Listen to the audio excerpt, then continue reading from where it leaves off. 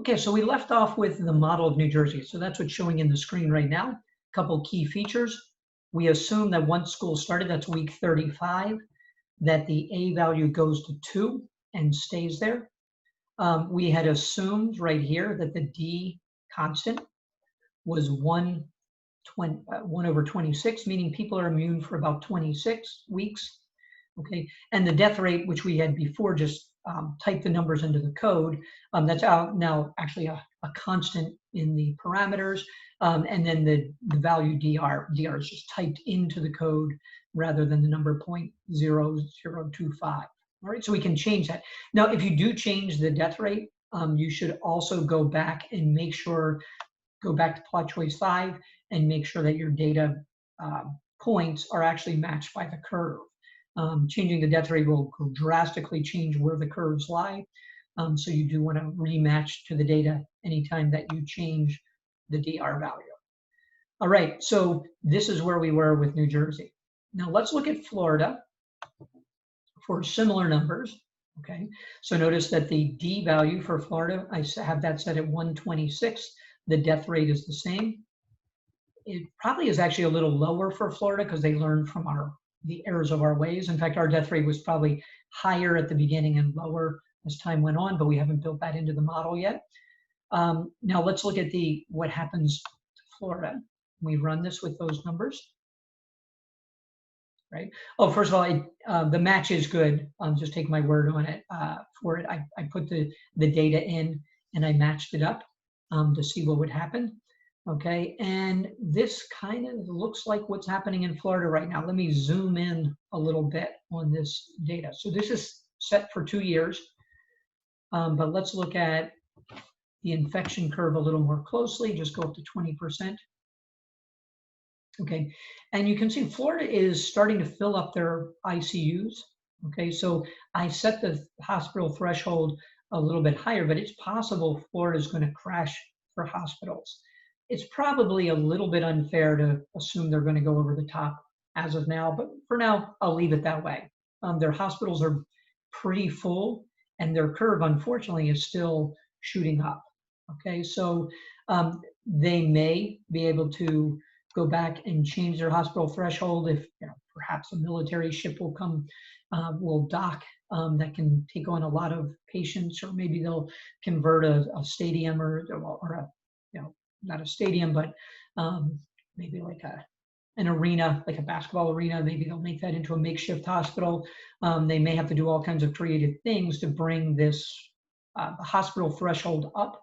But right now I have the model crashing, where they're crashing their hospital system for a little while. Okay, they're going over the top. They're on course to do that. They need to clearly make some corrections if they don't want that to happen. Okay, but the A values that I'm using right now for Florida have been matched to the data up to week 27. And you can see this causes trouble. They're going to crash the hospitals. So right now their A value is well over 1. Okay, so New Jersey had brought the A value way down early. Florida did the same thing early on. They probably brought their A value down quite a bit. So some of these numbers, like around week 16 and 17, I brought the A value all the way down to 0.5, which is why the first little bump went down again. But then they opened things up, and Florida is skyrocketing at this point. Okay, so when they opened the economy back up, there were a number of weeks. It looks like starting around week 23, the A values start to go up over 1. And these values have caused sort of almost an exponential growth in infections up through the present. And it looks like they have not bent the curve yet. It's probably going to keep on going up for a while. We don't know if they'll crash their hospitals or not. Hopefully not. We should be praying that they don't. But clearly they're starting to implement more restrictions because of the crisis that they're under. So in week 28, I start bringing the A's back down again. We can't instantaneously go from a 2.5 to a 1. So I bring it down over a course of weeks to lower and lower values. If they take more drastic measures, they could bring it down faster. But I bring it down gradually through week 38, which, by the way, is after school should have started. Florida's more likely to have to do a remote learning plan entirely because of it would be very hard to open the schools in week 35 and have A values that are this low. All right.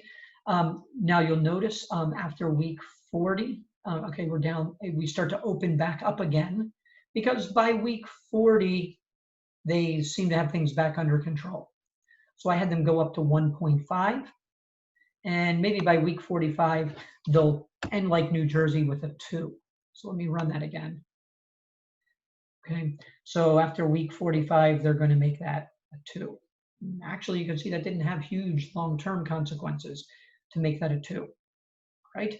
Now let's look at that on a bigger scale, and then we'll compare it to New Jersey a little bit. Okay, so if we go up to Y max 1.1,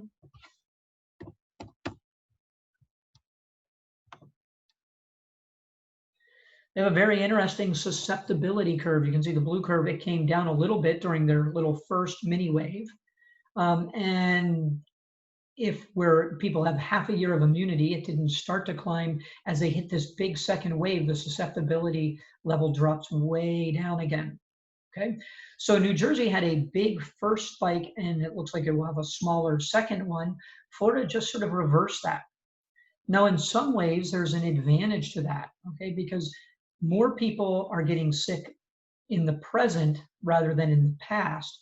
So if there's a 6-month period of immunity, the New Jersey residents are kind of halfway through that period of immunity. Whereas New Jersey still, or I'm sorry, Florida would still have 6 months ahead of immunity, which is why the susceptibility curve ends up staying pretty low. So it does come up a little bit after week 40, but it stays relatively low the whole time. So in the long run, their susceptibility curve ends up basically in the same place as New Jersey's. All right. And let's look at how many people will die. D104 weeks, put 2 zeros on to multiply that by the time steps. And you can see there's a little higher death rate here. New Jersey was 0.0058. So this is 0.0065. So they do have a higher mortality rate, but not by a lot, okay? So, and I bet if we raise their hospital threshold, so if they don't crash their hospitals, let me make that a 0.8.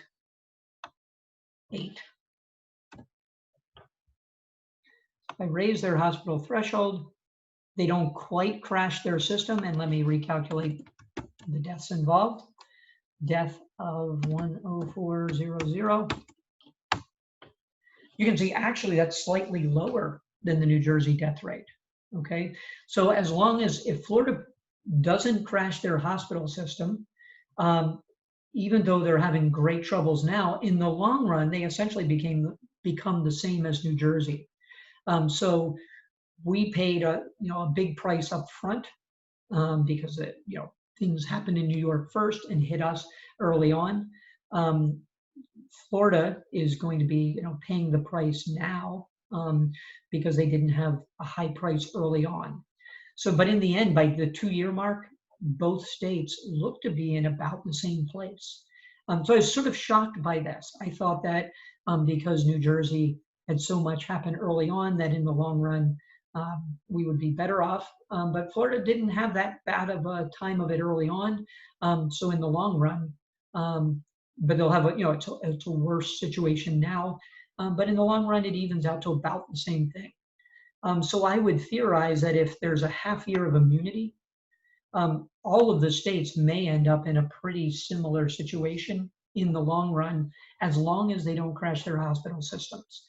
So that seems to be the big thing that you have to look out for, is making sure that you do have the emergency care for everyone available. Later waves of the infection will never be as big as your peak wave under this model. Okay. Now quickly we can look at Florida if there's a 17-week immunity period. Okay. They have you can see there's a little bit more of a third wave in there. I guess technically Florida's still on their first wave.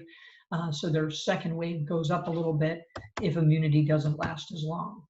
But Florida and New Jersey, I think in the long run will end up in about the same situation. That'll be frustrating to all of the politicians because everyone believes they had the best way of handling things. In the 2-year scenario, everyone may end up in the same place in the long run.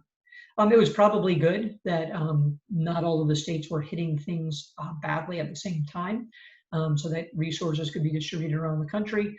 But it looks like a lot of states may end up sort of living with the virus sort of at a constant rate once they get over their big hump.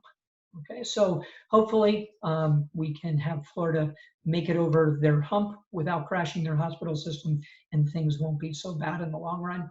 I have a feeling we're going to see similar things with California and Texas and Arizona and possibly the United Kingdom. So we'll have to wait and see. We can all share our results when we meet together live.